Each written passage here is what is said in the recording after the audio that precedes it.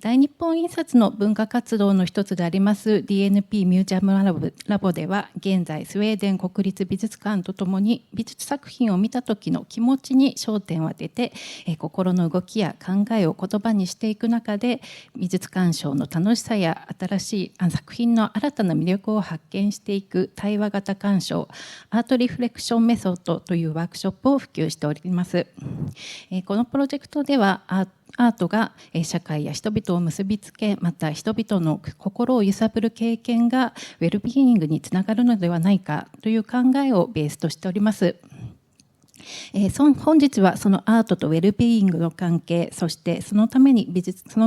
術館の役割について、スウェーデン国立美術館サンナ・ペッテルソン館長にお話をいただきます。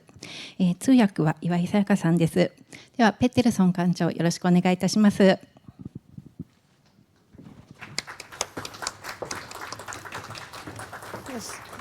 Thank you.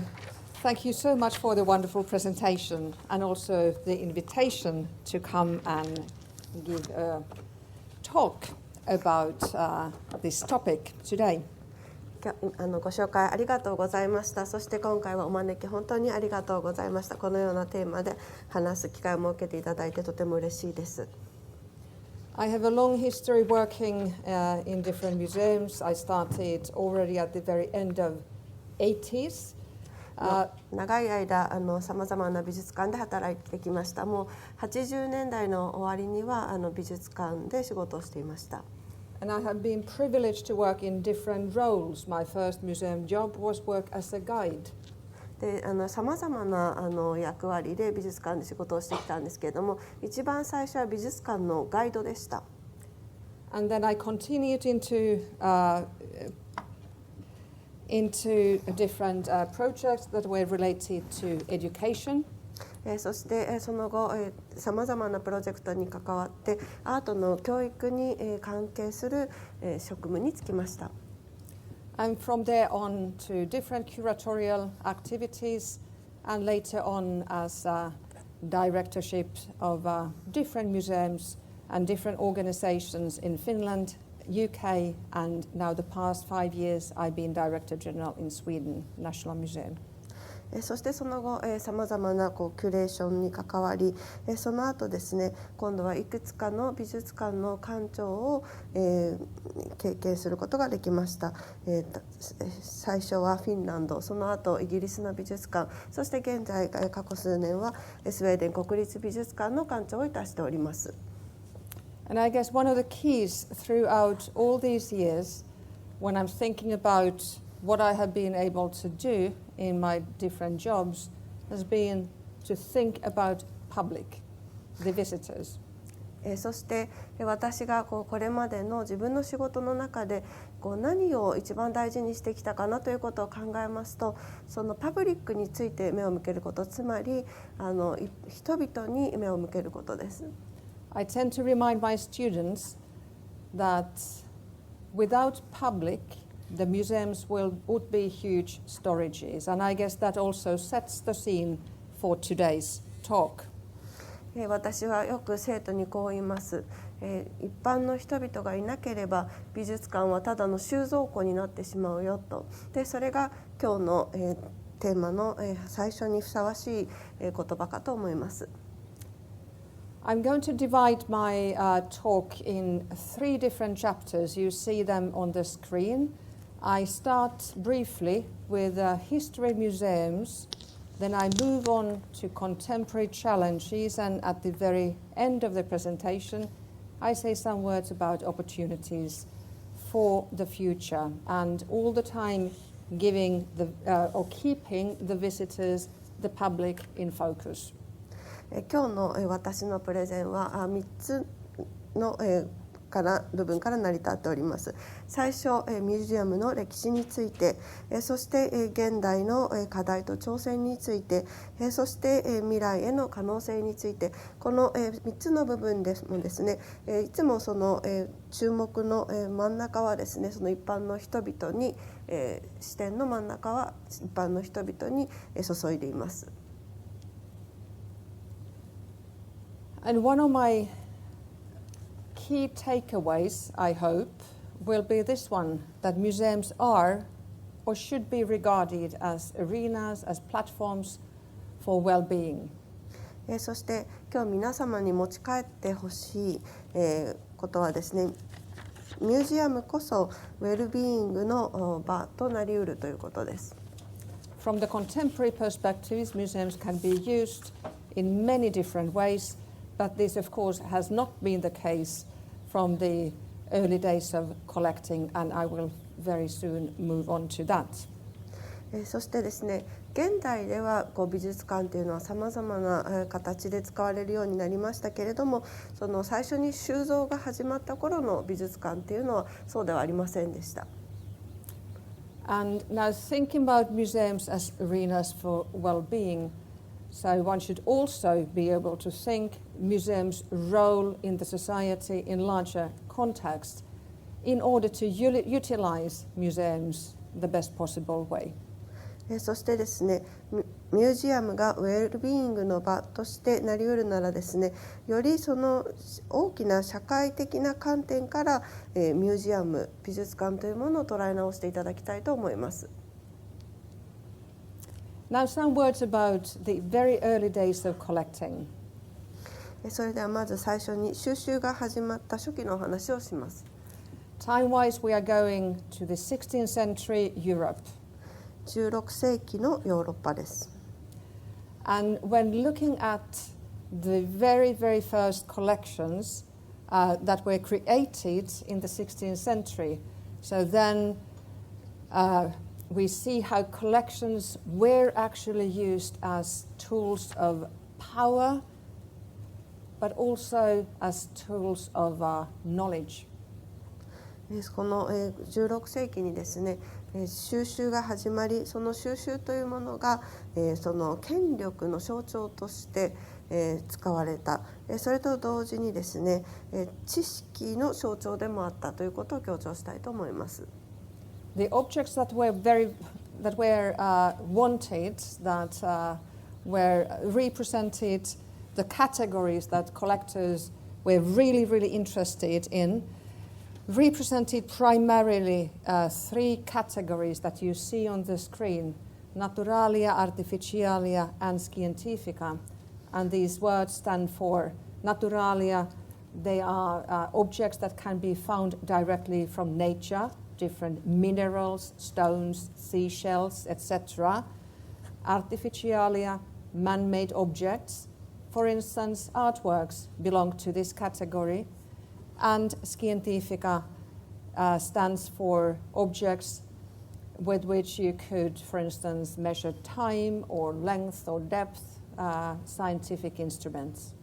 そしてですね、こうしたその収集というのは収集家の興味の対象によってカテゴライズされたんですけれども、大きくカテゴリー分けして3つのカテゴリーに分けることができました。ナチュラリアが自然科学に由来するもの、これはですね、例えばミネラルですとか石ですとか貝殻ですとか自然から生まれたものです。それからアーティフィシアリアが人工的なもの、これは美術、アートもここに入ります。そしてサイエンティフィカ、科学的なもの、これは例えばですね、科学のための道具、時間や距離や深さなどを測る道具などがここに当たります。And the early cabinets of curiosities, they came in different sizes. Normally they were chambers that the collectors could work at, as in the picture on the top, or they could even be portable, so-called Kunstschranks, that's a German word, that stands for kind of a cabinet of art. And there's an image on the screen of a fine example, which is in a collection in Sweden, in a museum called Gustavianum. そしてですね、こうしたその収集されたものはですね、驚異の部屋としてお部屋レベルの大きさで陳列されることもありましたし、もっと小さなコンパクトにまとめられた形でアートキャビネットのような形でですね、展示されることもありました。それがこちらの下の写真でスウェーデンにありますグスタビアヌナムという、美術館にあるキャビネットになります。And the point here is that these early cabinets of curiosities, they sort of represented the world and its wonders in a sort of a very compact format.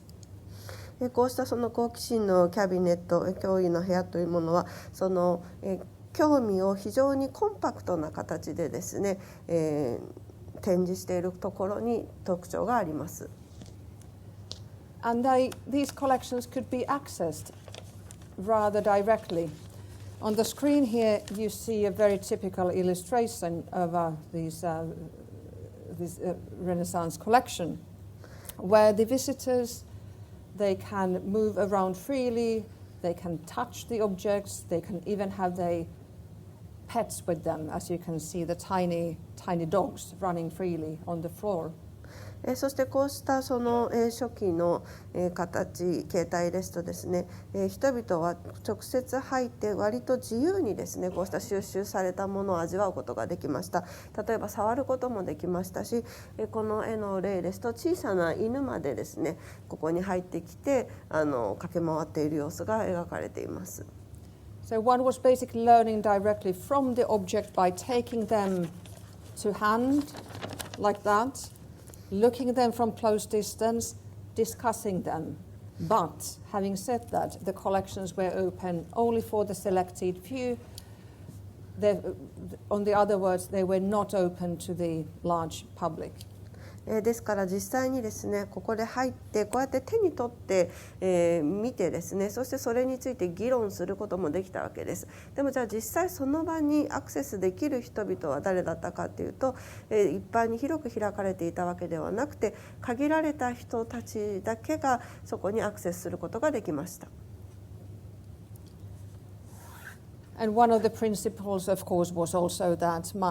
one tended to show everything one had in the collection, which means that everything was on display and all the surfaces were used, as you can see, even the ceiling. そしてですね、もう一つの特徴が持っているものすべてを展示しようとしたことですね。ですから使える表面はすべて使っています。天井すら、収蔵物を、収集物を、展示するために使われています。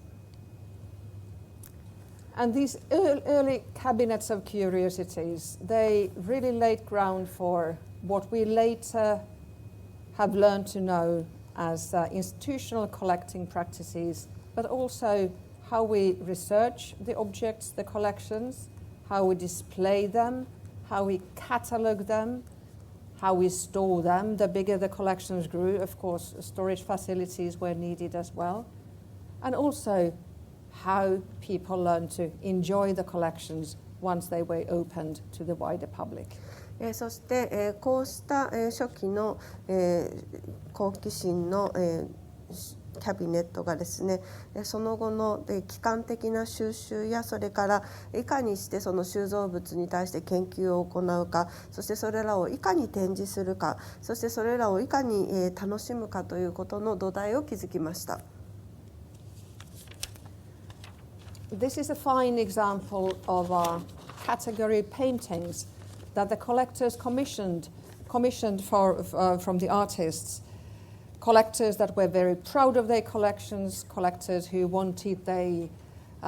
possessions to be portraited. And here, if you look carefully enough, you will find all the categories mentioned before: naturalia, artificialia, and scientifica. そしてですね、こちらはその、収集家がですね、自分が収集したものに非常に、自慢に思っていてですね、収集したものすべてを絵に、描いてほしかったということの例なんですけれども、ここの絵を見ていただくとですね、先ほど3つのカテゴリー分けができる、ナチュラリア、サイエンティフィカ、アーティフィシアリアとこの3つに、カテゴライズできると言いましたけれども、それらすべてがここに描かれています。And most importantly, you see in the background also men, people discussing the collection, discussing the objects, and exchanging ideas, views, and knowledge. そしてこのもう一つ非常に重要なのは、ここで男の人々が実際にこの収蔵物を見てですね、互いに議論し合っているということが描かれているところです。So discussing the works was the key already from early on, and that sort of connects us to what we heard in the introductory words about the art reflection method that has been developed together with DNP during the past very many years, more than 5 at least. そしてですね、この作品について議論するということがこの当時から非常に大事な要素だったことが分かっていただけると思います。そしてこれは今ですね DNP さんと我々が共同で開発しましたアートリフレクションメソッドにつながるものです。Now, thinking about the early days of collecting and collections from the point of view of the audience, I have listed here some of the features that might be of interest from today's topics point of view, and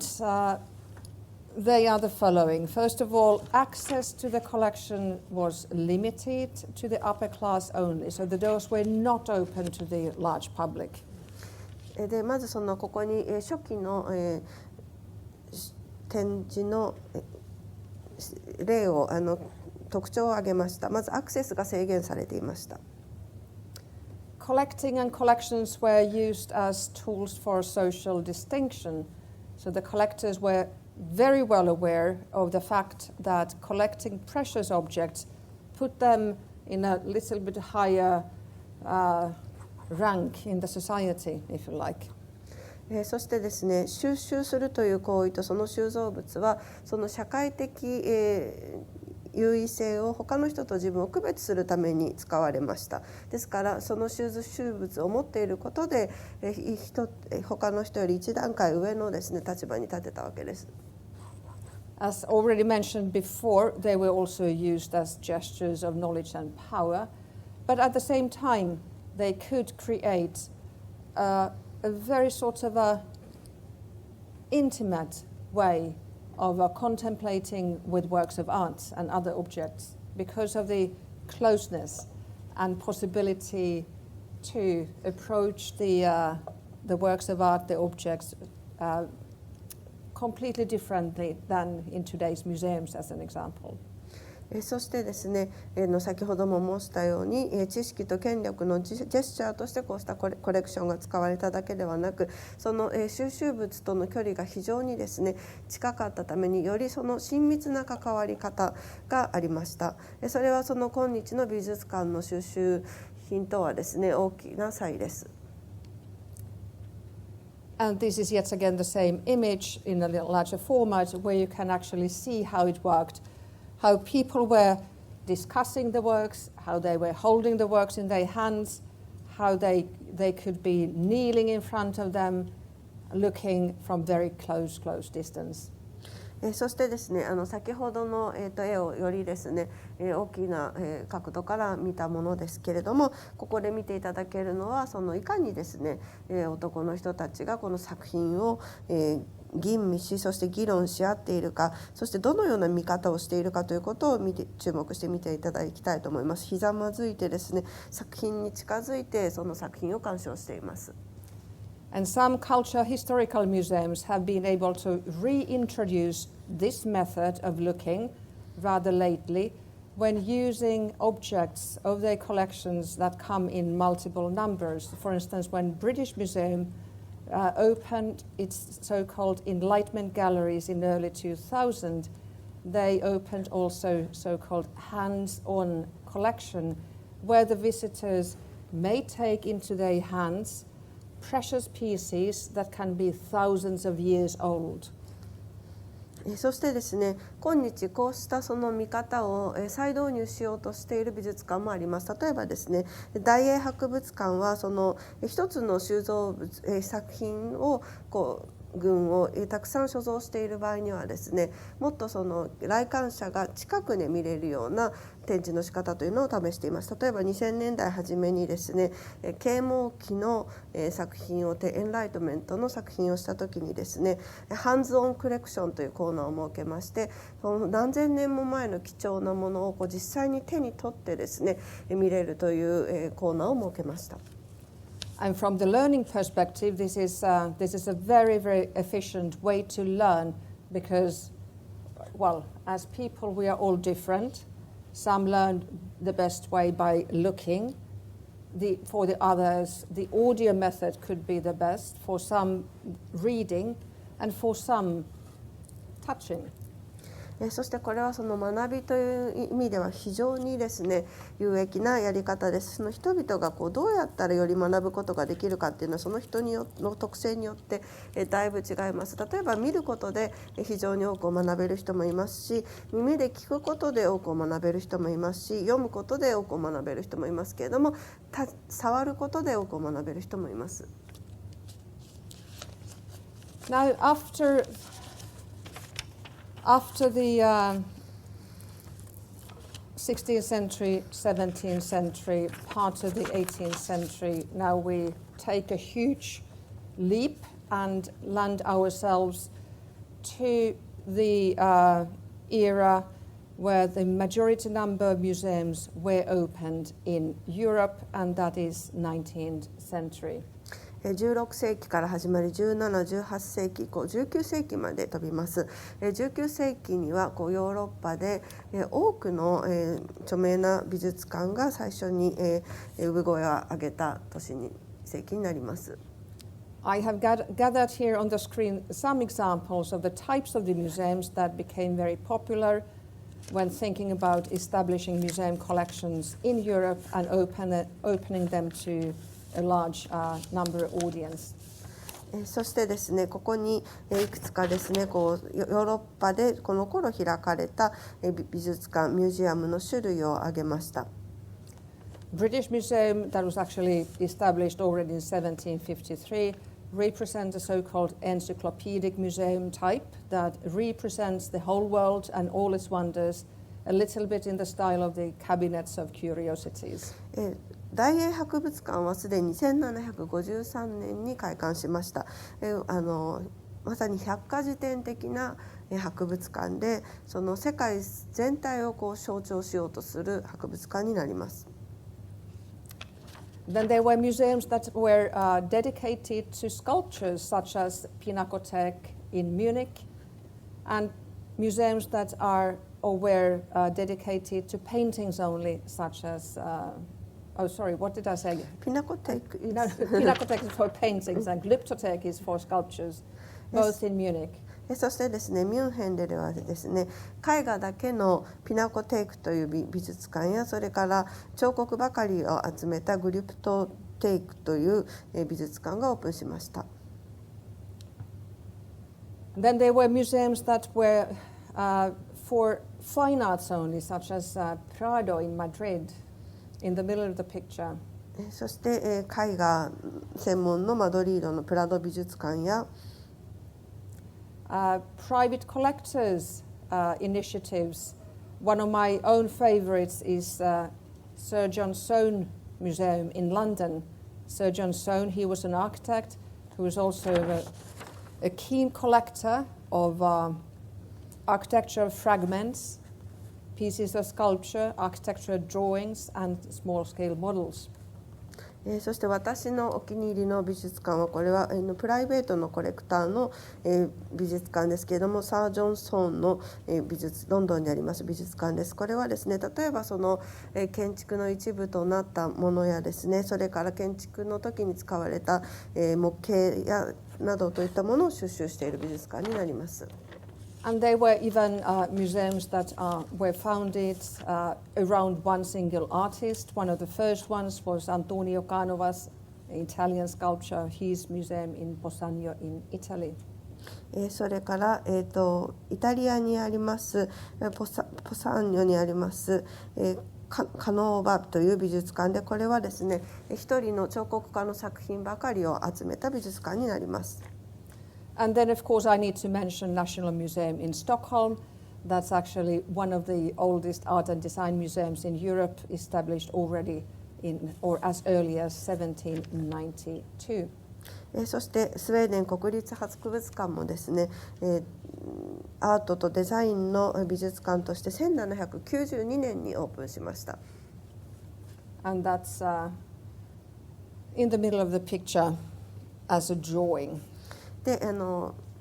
こちらにスケッチで描かれている美術館が、スウェーデン国立美術館、ストックホルムのスウェーデン国立美術館です。Yeah, the actual building was open to the public in 1866. 一般の人々にこの建物の中が公開されたのは1862年です。So those were now some of the examples of the museums that were opened in Europe, and every single country they considered that opening a museum to the large public was a gesture of pride, more or less. そして各国でこうして美術館がオープンしたわけですけれども、美術館を一般市民に広く公開するということは非常にその各国がですねプライドを持ってやったことでした。And all of this was done according to the best ideas of enlightenment and accessibility, as I know it's a modern term, but that was very much behind the ideas of enlightenment, that culture needed to be accessed by all the classes in the society. そしてですね、この背景にはまずその啓蒙主義というものがありました。そしてそこ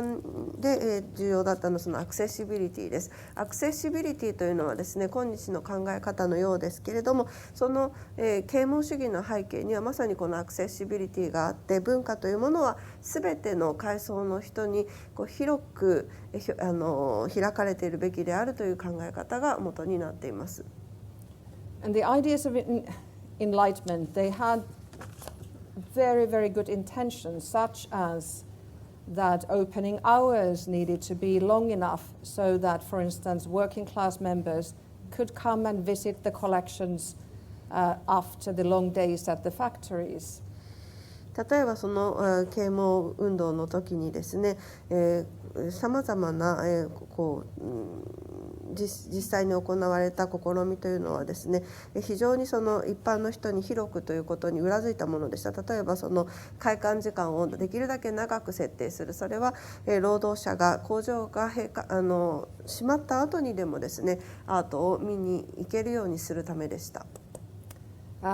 One had different prices for tickets, and even some museums in London especially had special hours and times for working class that were free of charge. そしてそのチケットの料金もですね、例えばその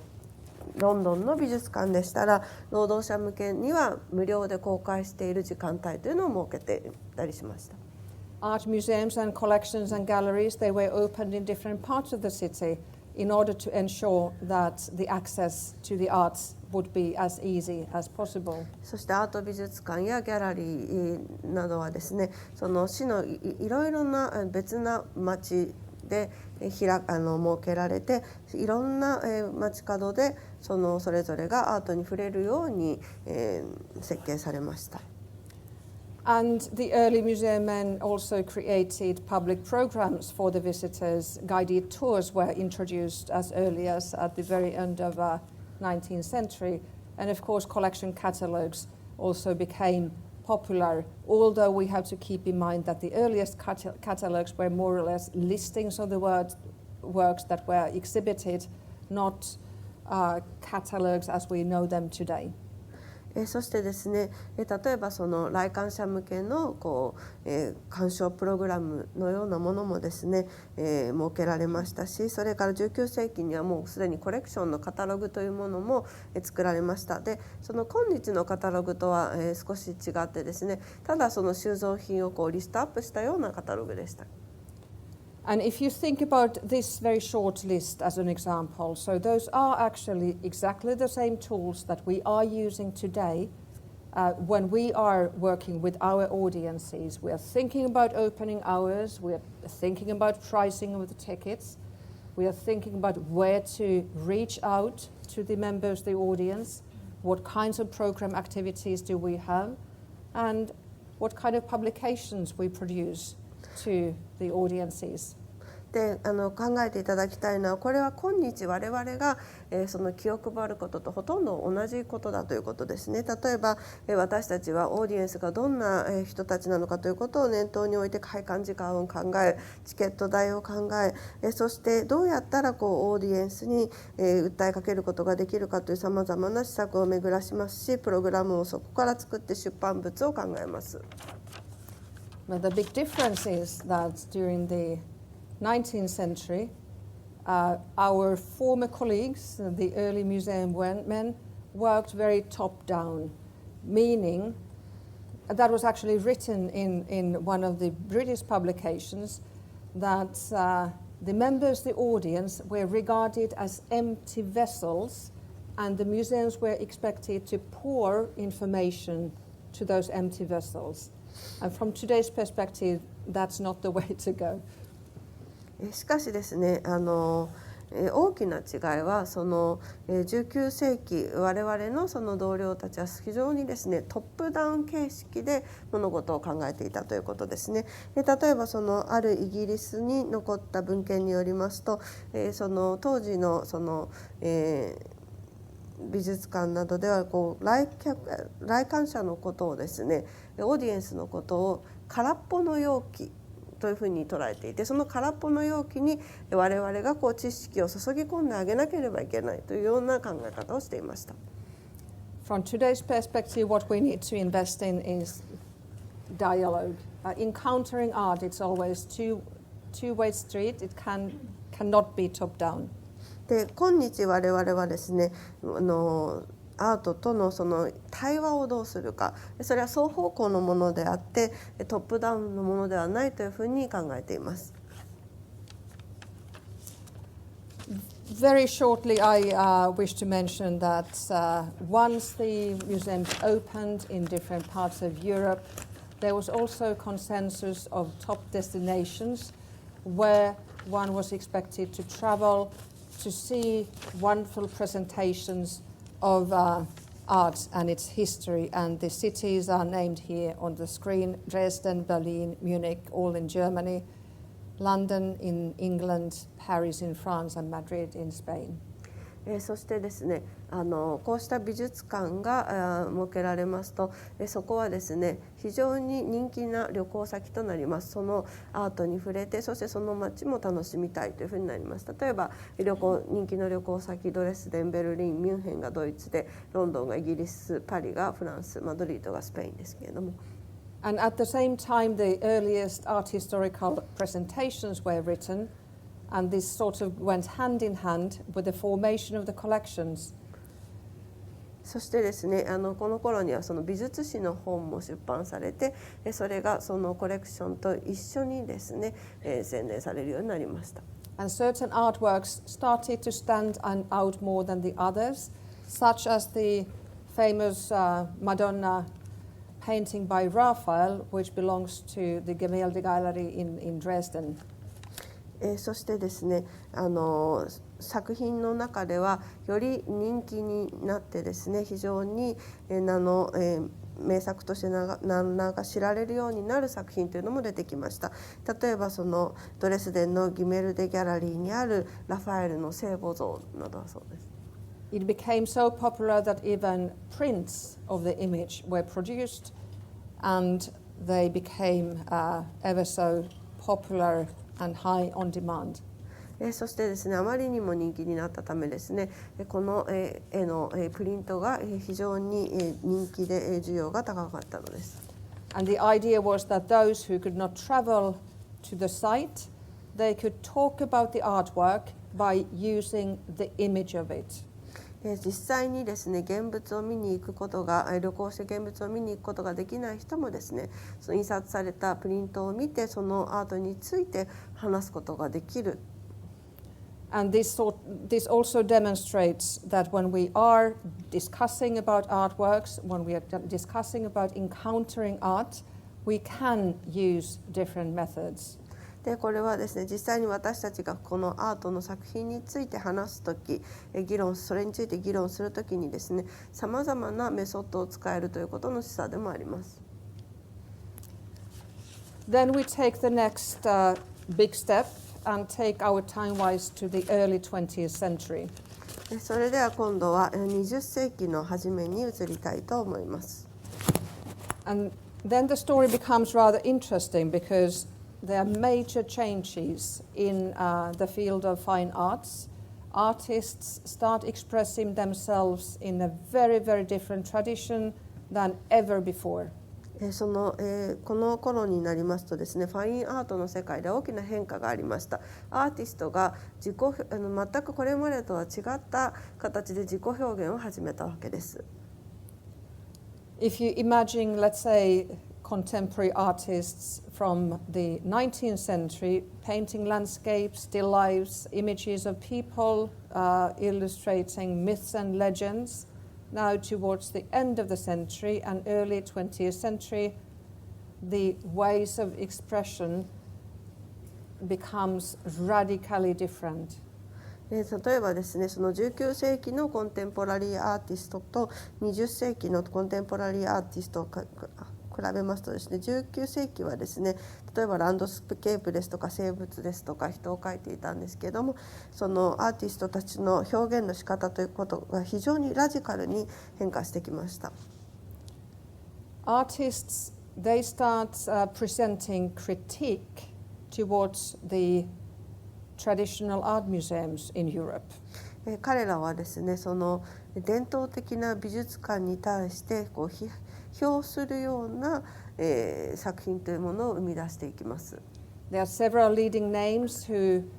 voice their opinions in public and claim that the gatekeepers, the art historians leading the museums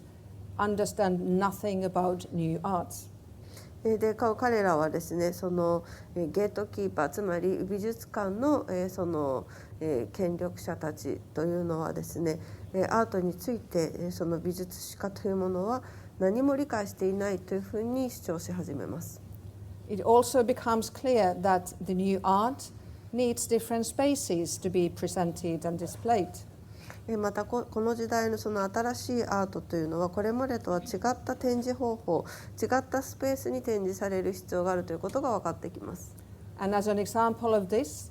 now whereas in the 19th century, the majority part of the museum buildings, they were heavily decorated and they had lots of colors on the walls. Now in the early 20th century and onwards, the new ideal is minimalistic architecture and white walls. そしてですね例えばその19世紀にはですね美術館の壁というものは非常に装飾的でですね非常にカラフルだったんですけれども20世紀初頭になりますと非常にそのミニマリスティックな展示スペースというものが、主流になってきます。そして壁は広くて真っ白。And this becomes the new ideal that spreads all around the world like a trend, like a new trend. でこれは新しいトレンドとして世界に広まりました。And presenting the new arts and answering to the needs of the contemporary artists also creates tension between the gatekeepers, the artists,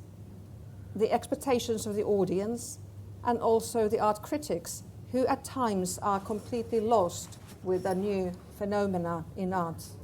そしてこの時代にはですねそのアーティストとそれからオーディエンスとそれからその美術館の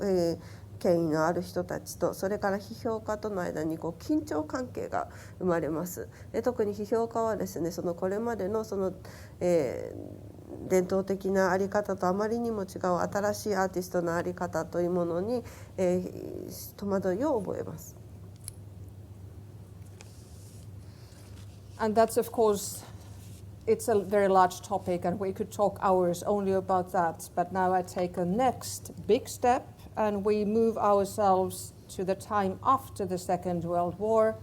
where the museums start interacting with the society much more than ever before. そしてですね、また、大きな一歩を進んでですね、時間がありませんので、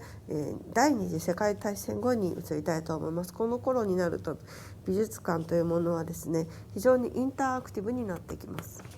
Ways of expression have changed, and they keep changing. The artist community has raised their voices already in early 20th century, and they keep criticizing the institutions, and museums are listening. それでですね、表現方法はどんどん変わって、そしてアーティストコミュニティはですね、美術館という権威主義的なものの、象徴をですね、批評し続けてきて、そして美術館が変わり始めました。This is also a time when museums start collaborations with artists who do so-called artistic interventions. また美術館はですね、アーティストとコラボレーションを始めます。このアーティストっていうのはアーティスティックインターベンションというようなものを活動をしているアーティストたちです。Museums understand that they are much better off if they collaborate with other disciplines, not just art history, and therefore museology is being introduced. Sociology becomes interesting from the museum's perspective, and also issues related to economy and even business related topics. そしてですね、また美術館はですね、さまざまな分野の人たちと協力し合った方がいいということを理解します。これまでのその美術史的な学問的な見方からですね、ミュージオロジー、博物館学やそれから社会学、そして経済学的な観点も取り入れようとします。And most importantly, from today's topics perspective, I would like to mention museum education that becomes a great emphasis for many museums in Europe and in the US. そして、今日のトピックとしてここで強調したいのはそのミュージアム教育というものがですね、そのヨーロッパの美術館ミュージアムにおいて非常に重要になってきます。And from the 1960s onwards, museum educators in different countries, they start to work, for instance, with different focus groups. They start producing exhibitions targeted to children, and they start developing different methods of communication with visitors. そして例えば1960年ぐらいからですね、そのミュージアムエデュケーターと呼ばれる人たちがですね、そのどのグループに向けてフォーカスするかということにターゲットを絞ってですね、展示を計画するようになり、例えばその子ども向けの、展示などを企画してですね、そのメソッドというものもコミュニケーションメソッドも非常に研究するようになります。And whereas in the 19th century, as you remember, one thought that members, the audience, represented empty vessels. Now the pattern is changed completely, and museums really start thinking about the visitors' needs, the customers' needs. そしてですね、先ほどその19世紀には観客というものは空っぽの容器だというふうに捉えられていたという話をしましたけれども、そのパターンが大きく変化して、その美術館というものはそれぞれ観客がどのようなニーズを持っているかということを考えるようになります。And then the next big step. Now we move on to the early 21st century. また大きな一歩を進んで21世紀初めに移りたいと思います。And I probably want to start with a personal reflection, because when I started working at a museum as a young student of art history, then time-wise we were at the end of 1980s. まず、ここはですね、私の個人的なお話から始めたいと思います。私がその美術館というところで働き始めたのはまだ美術史科の学生であった1980年代の終わりのことでした。And I have been lucky to see the huge change within the museum community. でそのミュージアムのコミュニティの中でですね、大きな変化が起きていることをこの目で見ることができたことが非常に光栄でした。From rather straightforward way of working to all of these issues that we see on the screen. その非常に杓子定規のやり方からですね、こうしたここに今述べているようなキーワードを大事にした働き方への変化というものを見ることができました。And these are now some of the strategies and ways to work that has been topical or have been topical during the past 20 years. その21世紀の初めに非常にその戦略の中心となったようなキーワードです。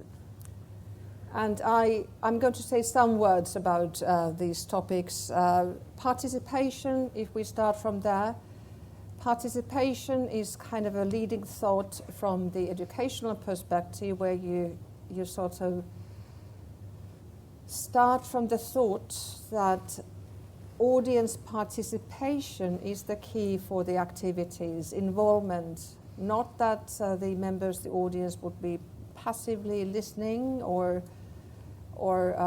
outside, let's say, the activities, they become the central, the key players, so to say. 例えばこの参加型ですね。これはその教育的観点からその一般のオーディエンスがただ受動的に参加するのではなくてですね、非常にそのアクティブに関わることがキーとなるような参加の仕方です。And participatory methods, they can be applied for instance, in ways of guiding the collections. でこの参加型メソッドというものがそのコレクションを牽引するやり方というものがあります。They can be workshops, they can be panel discussions, and much more. 例えばワークショップですとかパネルディスカッションですとか。They can be also introducing new art or other art forms in a museum environment in the form of theater, music, performance. 例えばその美術館という場でですね、別なアート、例えば演劇ですとかパフォーマンスですとか、そうした別なアートの形を使って紹介するという参加させるというやり方もあります。Community and outreach, they sort of go hand in hand. Community now refers to the museum's social responsibility of reaching out to the largest possible audience and reaching out to all age groups. でコミュニティとアウトリーチっていうのは表裏一体ですね。そのコミュニティにつながることでできるだけ多くのその人々とつながることができる美術館がですね。If I, for instance, mention the ways we work at the National Museum in Sweden, that's by the way our building from the night of the reopening in October 2018. So we are reaching the groups from babies to the elderly people and everything in between. 例えばそのスウェーデン国立美術館の例を話しますと、こちらの写真はですね、スウェーデン国立美術館のリオープニングの時の写真なんですけれども、我々はですね、赤ちゃんから老人までと関わっています。We are, for instance, arranging very popular workshops, painting workshops for babies under 1 year old, where they can paint with edible paint and colors. 例えば、私たちは赤ちゃん向けに、絵画ワークショップというのをやっています。これはですね、1歳半以下の子どもたちを対象として口に入れてもいい絵の具を使ってやる、ワークショップです。Diversity issues relate to in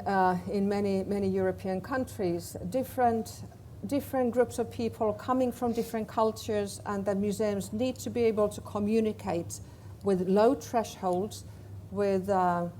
all visitor groups, making the visits as easy as possible. でこのダイバーシティの問題ですけれども、そのヨーロッパでさまざまな、バックグラウンドの違う人たち、さまざまな文化の違う人たちができるだけ、困難を感じずにですね、美術館に訪れるように、努力しています。But diversity is also something that should be taken into account when planning the programs, so that people can feel home at the museum. We, for instance, we work in Sweden with Afro-Swedish Society to find formats that are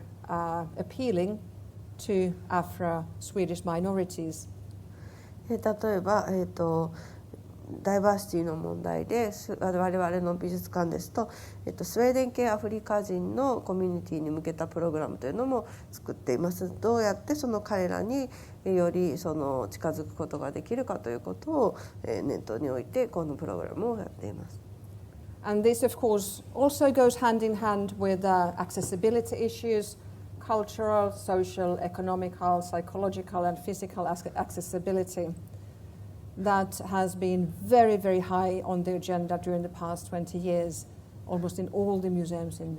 Europe. でこれはもちろん、アクセシビリティの問題にも直接つながってきます。ヨーロッパの美術館みんながですね、どうやってこのアクセシビリティを、文化的にもそれから経済的にもですね、社会的にもその敷居を下げるかということを考えています。And then the huge progress that concerns everything related to online presence. I remember when I was a young curator, I was lucky to be involved in the project when the Finnish National Gallery created its first ever website, and this was in 1995. And then we talked about that, whether it's okay to publish images online. And now when we compare the situation with today's fantastic possibilities of creating different online and even metaverse spaces, the progress has been huge. それから、オンラインですね。で私はですね、若いキュレーター時代に、フィンランドの国立美術館のウェブサイトを立ち上げるという経験、非常に貴重な経験をしました。でその時にはですね、実際に持っている絵画の絵をですね、オンライン上に載っけていいのかどうかということが議論になったんです。でも今日においてはだいぶ全くそこから大きく進みました。で今ではですね、オンラインでできることっていうのは非常に増えましたし、メタバースも登場しています。So all in all, these 20 years that have passed, it can be said that museums in Europe, they have taken a bigger role from the point of view of social responsibility. They have been opening to the society, but nevertheless, certain needs are still the same as in the times of cabinets or curiosities. で21世紀になるとですね、そのヨーロッパの美術館っていうのは社会に対してより大きな役割を果たしていると言えます。社会的責任というものが非常に大きくなって非常にオープンになってきています。でもと同時にですね、ある種のニーズはずっと変わらない。それは脅威の部屋の時代からですね、好奇心の陳列の時代から全然変わっていません。And I would say that the most important thing is here, encountering the authentic and original work of art. でそれはまさに何かというと、その本物のオリジナルのアート作品に出会うことの大事さです。It's about learning, it's about contemplating, and it's definitely about enjoying the works. でそれは学び、そしてそれについて深く考え、そしてそれを楽しむ。And those are the key areas of any educational activities in any museum, I could say. でこの3つのがキーとなるということはですね、どの美術館の教育プログラムでも変わらないと思います。And this, of course, happens in a dialogue. でこれはもちろん対話の中でも、起きることです。Now, then I'm sort of approaching to the final part of my presentation. Some words about museums of today. Today's museums, they are seen as part of the culture industry. で現代の美術館についてです。今日では美術館というのは文化産業の一役を担っているというふうに考えられています。They use tools that are known from other industries and companies, such as different business models and key performance indicators, and etc., etc. And the point here is that professionally run museums, they actually contribute to the society's well-being in many different ways. そしてですね、今日では業界の外のさまざまなビジネスモデルですとかですね、 KPI などの考え方というものも美術館運営に導入されていますし、そしてプロによって経営されている美術館というものは非常に社会のウェルビーイングに役に立っているというふうに考えています。They have also a possibility of using their voice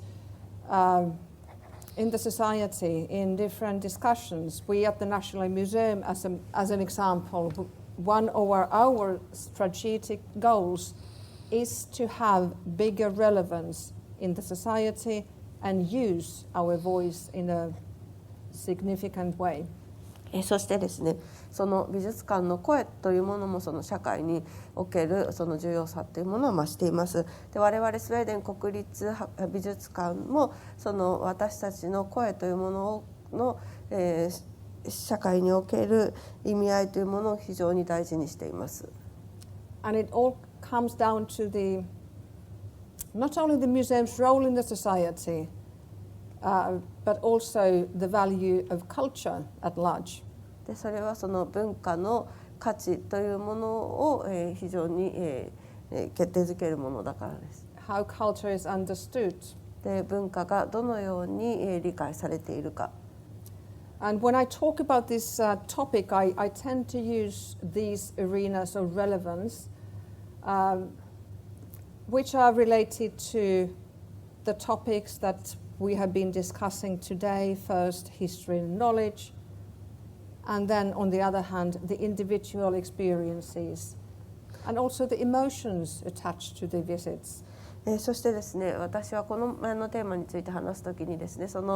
関連する重要な分野というものをこのように整理して考えています。でそれは歴史的に見ても、それから個々の、考え方からしても非常に重要です。But it's also about society. What kinds of values the society represents, and how the values of the museums can be addressed in the context of this kind of a discussion. そしてまた社会における価値というものですね。でそれが美術館はそれをどのように体現しているのか。And once building the arguments why museums and their activities matter in the society, it's really worth knowing the history, knowing the needs of the audiences, and know the impact of the activities of the museum.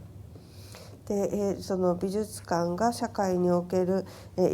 どのような意義を果たしているか、それは歴史的な観点からも、それからオーディエンスのニーズからも、そして社会におけるインパクトから評価することができると思います。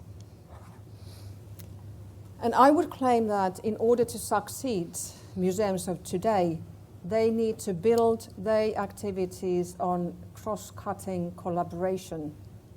そしてですね、私がここで言いたいのは、今日の美術館がさまざまなプロジェクトをするときにですね、横断的なコラボレーションが必要となってくる。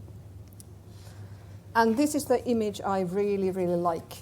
Now, look at the four corners of the diagram. They are different actors of the society, the government bodies, academic and research, referring to the universities, there are different businesses, and then there's the society, the third sector. そしてですね、これが私が非常に好きな図なんですけれども、社会の中でこうしたアクターがいます。政府機関ですとか、それから大学などに象徴される学術研究、そしてその社会における第三セクターやそれから企業ですね。And for the museums to succeed, they should place themselves in the middle of the diagram. で、美術館が成功するためには、美術館はこの図の真ん中に位置しなくてはいけません。And being able to articulate that how the museums, how they work with universities, what is their relation to the government bodies, how they interact with different businesses, and what is their role in relation to the third sector, the society. そしてですね、そこから例えば大学とはどのような関係性を持つのか、政府の機関とはどのような関わりを持つのか、企業とはどうした試みを共にできるか、そして社会との関わり方というのを考えていかなくてはいけません。And that's certainly a topic maybe for another lecture in the future, that how this is done in practice. We don't have time to go in that in detail today, but I just want to, let's say, illustrate that what is the field that is required for the museums of で today. この話をしますとですね、別なレクチャーが必要になりますので、いずれ未来のテーマにしたいと思いますけれども、ここから具体的にどう我々が関わっているかということについていつかお話できたらなと思います。And when working like that, it's also very good to attach to, or at least to be aware of what's going on out there in the world. For instance, Agenda 2030, Sustainable Development Goals, is something that has been discussed widely in the museum community. そしてですね、また世界で何が起きているかということに対する面も非常に大事です。例えばそのアジェンダ2030、持続可能な開発へのゴール、サステイナブルゴールというのはですね、美術コミュニティの中でもですね、非常によく出てくるトピックです。But most importantly, the museums need to be able to articulate that what they are doing, how they are working, why they are doing what they are doing, and to whom they are working for, and what is the mandate, what is the purpose of the museum. そしてですね、そして最も大事なのは美術館が何をしているのか、どうやってやっているのか、誰に対してやっているのか、なぜそうしているのか、その目的は何なのかということを明らかにすることです。And once we can answer all these questions, then it's really, really easy to build the case, to make the arguments, and go and talk to any of these sectors of the society, because then you can make the connections. これがしっかりしているとですね、先ほどの図に戻ってこの4つの社会におけるセクターの人たちと話をするときにですね、非常に楽になります。And then at the very end of the day, this is the question that we all should be able to answer when working in the museums, that whose stories the museums tell and represent, and how and why. でそして最終的にはですね、美術館は一体誰の物語を伝えて表現しているのか。And we could ask that, is it your stories or my stories, or are they our stories, and how do we define our? でそれはあなたの物語なのか、私の物語なのか、私たちの物語なのか、私たちはどうやって私たちというものを定義するのか。And then the future. And I think that if I needed to choose 2 questions only, they probably would be these 2. That what do the visitors need and why? And how can the museum best serve them? そして将来についてです。将来について2つ重要な質問を選ぶとしたらこちらになります。まず来館者は何を必要としているのか、なぜそれを必要としているのか、そしてミュージアムはどのような役割を、果たせばいいのか。And in order to get there, then we need to be curious about the needs of the audiences. We need to be able to listen to the visitors and their needs. And we need to be ready to develop new ways to encounter the needs. そしてですね、その声に応えるためにはオーディエンスの声に耳を傾けなくてはいけません。そして彼らのニーズを知るための新しい出会い方というものを模索しなくてはいけません。And in many cases, the best new innovations and methods, they come out from collaborations with these parties here, different actors in the society. そしてですね、新しいイノベーション、新しいメソッドというものは大社会におけるその別なセクターの他の人たちと関わる中で生まれてくるものです。And yeah, then we talk about new methods. Art reflection methods is one of those examples. Now DNP and National Museum, and before that Ateneo Art Museum in Helsinki, have been collaborating in order to develop a method that could facilitate encounters between artworks and people in a very low threshold way. そして新しいメソッドですけれども、スウェーデン国立美術館、そしてヘルシンキの美術館はですね、その前にはヘルシンキの美術館が DNP と協力してこの新しいメソッドを開発していますけれども、これはですね、人々が敷居が低くアートと対話して出会うためのメソッドの開発です。And that's of course just one of the examples, but a very important one. Attitude, how you work. Are you open-minded? Are you curious? Do you want to learn new things? That is certainly one of the keys. そしてもう一つ大事なのが、どのような姿勢をしているのか、オープンな姿勢か、興味を持っているか、新しいことを知りたいと思っているか。And then future orientation. That is important. The easiest way is to continue the business as usual, to repeat and repeat and repeat things as they have been always done. The more challenging thing is to dare to jump and do something unexpected and even take risks. そして未来志向ですね。一番簡単なのはこれまでのやり方を踏襲し続けるというのが最も簡単です。でも、ある時に覚悟して、ジャンプするか。But I really encourage to that because that's the work that can be done for the benefit of the public.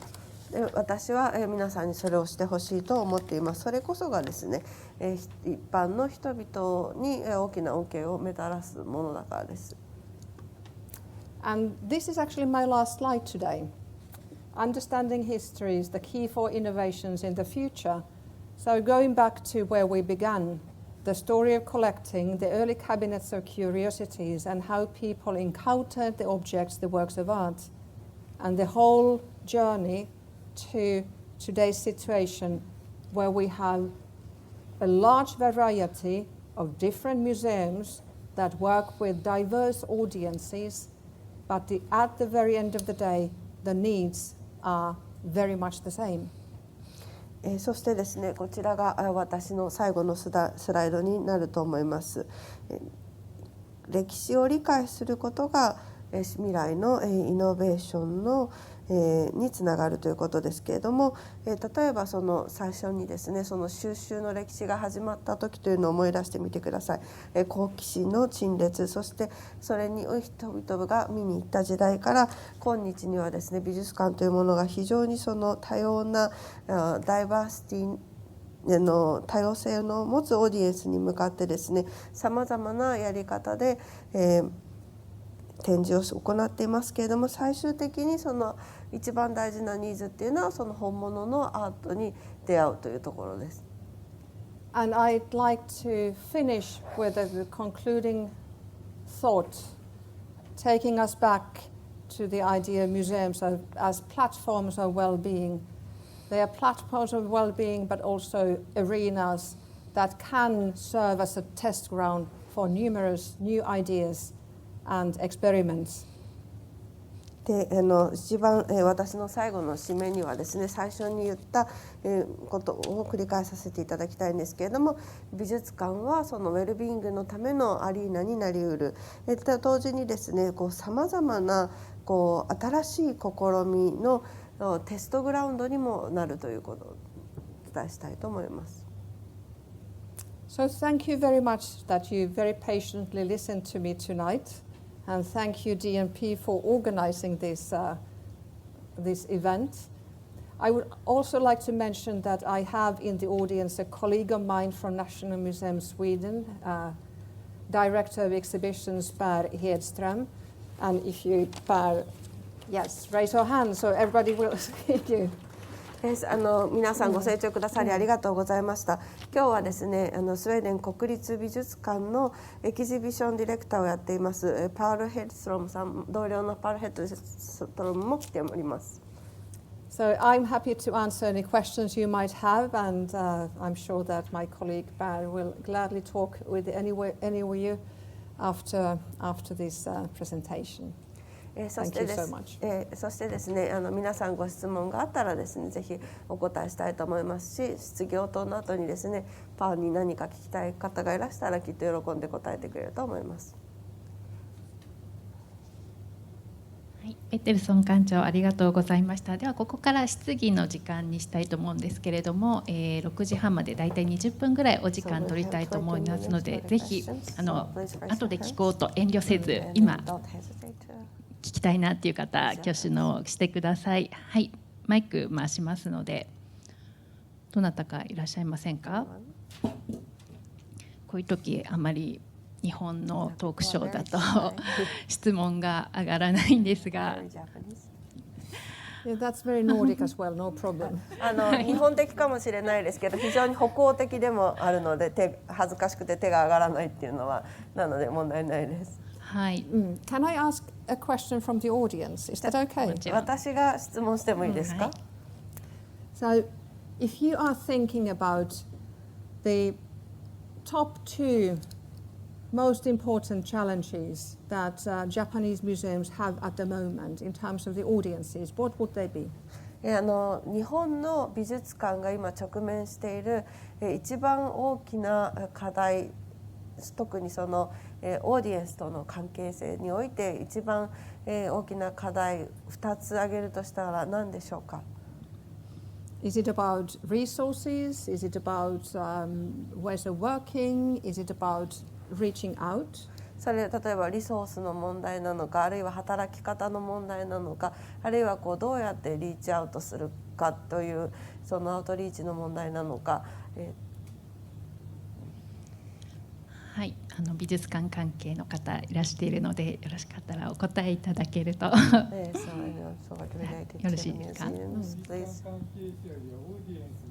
はい、マイクをお持ちします。はい。いえいえ、美術館関係者よりもむしろ普段ビジターとして来られる方に答えていただいた方がいいと思うんですけれども、ただなかなかその答えもすぐ出ないかもしれないので、答えながら、質問もしたいと思います。はい、お願いします。一つ日本の美術館が抱えている克服しなければいけない問題としてやっぱり敷居が高いって言われていることだと思うんですね。もう少し気楽に、美術館を訪れて、もっと本当に楽しい体験をする場になっていかなければいけないっていうところがあると思うんです。で今日のお話の最初でちょうどこのスライドも、それにつながると思うんですけれども、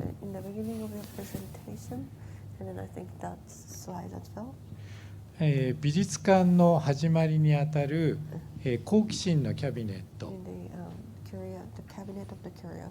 で、そこでは展示されているものとオーディエンスとの距離がとても近くて親密で、今ではあまり考えられないですけども、自由に物も触ることもできて、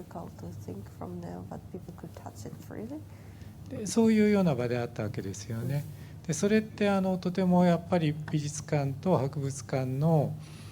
美術館博物館と人々の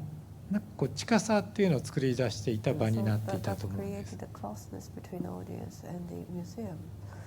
じゃあもう一度今のミュージアムを、現代のミュージアムをそういう場にするためには、じゃあ例えば私たちは今どんなことを具体的にやっていけるというふうにお考えになりますか？That's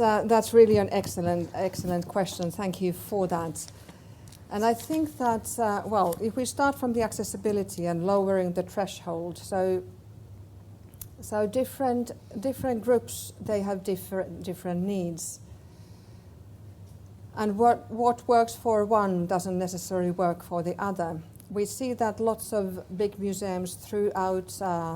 Europe and US, for instance, they test different types of programming. This concept of, let's say, late Friday is very popular, so that museums keep their doors open very late at Friday nights. They can arrange, somebody to play music. They can serve wine. They arrange afterworks. They try to make the museum this kind of an easygoing, easy access place. And the idea, of course, is that once you learn to use the facilities of the museum in an informal way, then it's much easier to come back. Sorry, go ahead. 素晴らしい質問ありがとうございました。そのアクセシビリティ、敷居を低くするための、やり方ですけれども、それはそのグループごとにニーズが違うので、どのグループに対してどのようなニーズが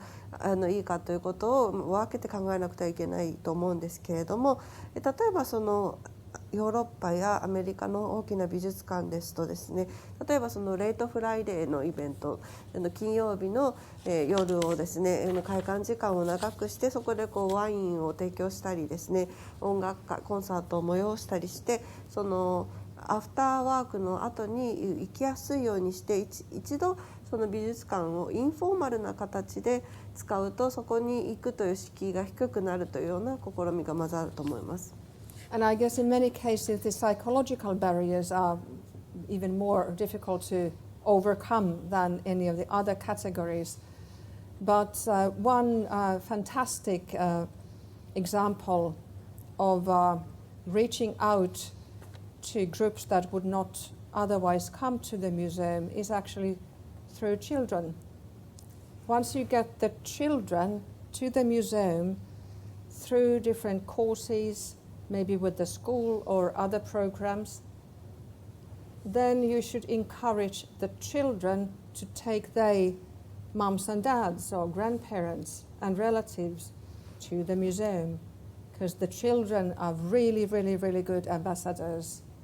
for any collection, for any museum. そしてですね、一番その、乗り越えるのが難しいのがその心理的な敷居だと思うんですけれども、一つこうした心理的な敷居を乗り換えるために最適なのが子どもたちですね。例えばその子どもたちを例えば学校を通じたプログラムやさまざまな別なプログラムで美術館に来てもらうようにすると、彼らは非常にいい外交官になるので、アンバサダーになるので、次にですね、今度は両親やおじいちゃんおばあちゃん親戚を連れて美術館に来てくれる。And investing in family programs is one of the examples that is very beneficial. あと非常に有効なのがファミリー向けプログラムに投資することですね。ありがとうございました。Thank you very much. はい、ありがとうございます。他に何か質問ありますでしょうか。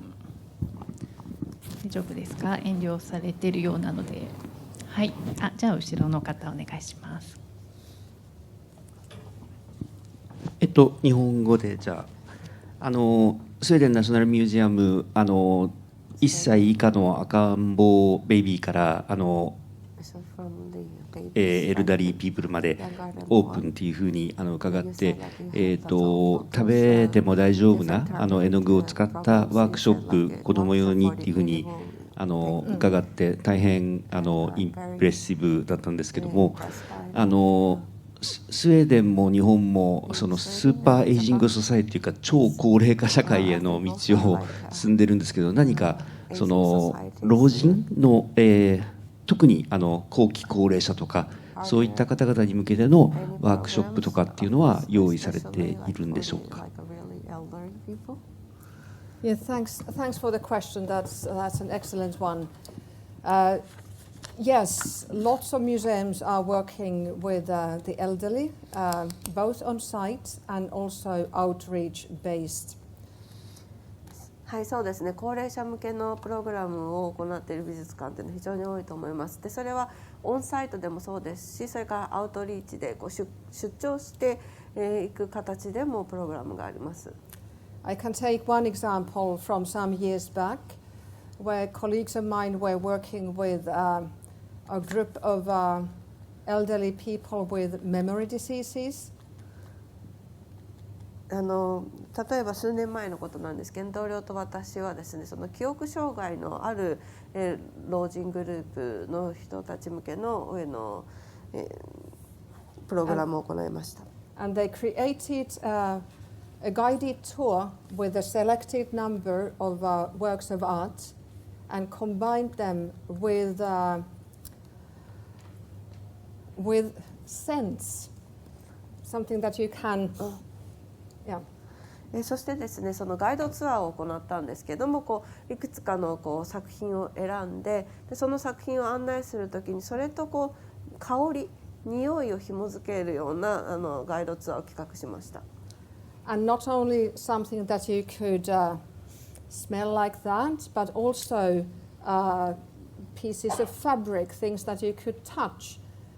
So it was a multisensory approach to the works of art. And once you were looking at the image, you could also imagine, let's say, that how the coffee smells in the painting, or how the fabrics feel, etc. で、その匂いだけじゃなくてですね、そこに例えば布とかを置いといて、そしてその絵画の中にあるコーヒーはどんな香りがしただろう、ここに絵画に描かれている布地はどんな食感だっただろうかっていうようなことを感じてもらえるようなツアーというのを企画しました。Then there are examples of programs that are taken from the museum to the place where the elderly people are, because they might be limitations in physical mobility, etc. And then the curatorial staff or the educators, they go where the people are. で、あとはですね、その老人の施設に出張していって、その体の障害とかで美術館に来るのが難しい老人もいるので、そのキュレータースタッフがですね、そこに出張していって行うプログラムというのもやっています。And then looking at art together and talking about the works together becomes a social event, but also an emotional event where you relate to the works and you relate to the other people. で、そのアートを共に見て、そのアートについて共に語るというのは非常にですね、感情的にもその豊かなイベントになりました。And that's of course in the core of our art reflection method that we have been now developing to lower the threshold for any discussions about the works of art. でこの私たち今アートリフレクションメソッドというのを DNP さんと開発しているこれのコアにもまさにこのような精神があります。いかにそのアートについて語ることへの敷居を低くするか。ありがとうございます。Thank you very much. はい。ではもう一方ぐらいご質問があれば、はい。前の方、マイクお願いいたします。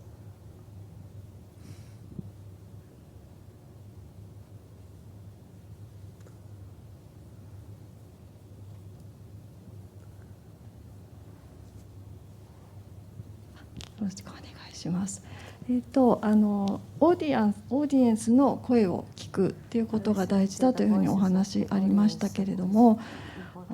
今美術館でたくさんのプログラム対象に向けてプログラムをされているということもお話伺って、で、本当にその広くオーディエンスの声を聞くっていうのが来てくれる方だけではなくて、今はコロナの後来たことのない人にもオンラインとかが普及して来たことのない方のことも考える必要があると思うんですけれども、広くそのオーディエンスの声を聞くために何か具体的にされていることがあれば教えてください。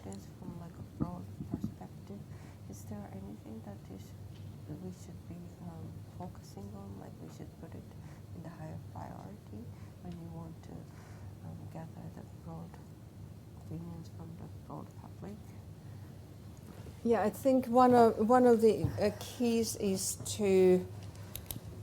work with the audience development and visitor research in a kind of a very consequent way. Collect the data, analyze the data, and also take actions when needed. So that's one thing. まずそのオーディエンス動向のデータを取ってですね、それを分析して必要なアクションを取るということが非常に大事だと思います。And then apart from these visitor studies that are usually very, very helpful in order to develop the activities of the museum, then another way of approaching the needs of the audiences is to conduct in-depth interviews with different target groups. でこの他に大事なことはですね、そのターゲットグループごとに深掘りしたインタビューを、行うことですね。And yeah, I probably would like to mention also some museums, especially in the UK, who are even involving members of the audience to work very closely with the museum in the form of different panels. 例えばイギリスの美術館などはですね、オーディエンスをパネリストに迎えてその意見をさらに取り入れようとしている美術館もあります。As an example, I could mention Tyne and Wear Museum in the city of Newcastle in the UK that had a so-called People's Panel. 例えばイギリスの Times and Wear Museum Tyne and Wear Museum. Tyne and Wear Museum という and it's in Castle Newcastle. ニューカッスルにある美術館は People's Panel というパネルを持っています。And the idea of the People's Panel that was compiled from the residents of the area was that they could talk with the management and curatorial team of the museum very, very easily with no threshold at all. でその、ピープルズパネルっていうのは地元の住民から成り立っているんですけれども、その美術館の例えばキュレーティングを担当している上層部の人たちとこのピープルズパネルの人たちが非常にですね気楽に何にでも議論し合うことができるような関係性っていうのを築いています。And they even had a children's panel consisting of children between 10 and was it 13 years of age, and I had an opportunity to meet them and interview them, and they were so proud that they could participate to the work of the museum by expressing their opinions and voicing their needs. であとその美術館にはチュードレンズパネル、子どもパネルというのもありまして、その子どもパネルは10歳から13歳の子どもたちがメンバーでした。で私はその子どもたちにインタビューをする機会に恵まれたんですけれども、子どもたちは非常にそのパネルリストにいることを非常に誇りに思っていまして、自分たちの意見が美術館に反映されているということを非常に誇らしく思っていました。So there are many methods of, let's say, monitoring the needs of the audiences, and I think they should be also actively used and developed. で本当にそのオーディエンスのニーズをモニターするためにはさまざまなやり方があるので、そうしたやり方を開発していくというのは大事だと思います。ありがとうございました。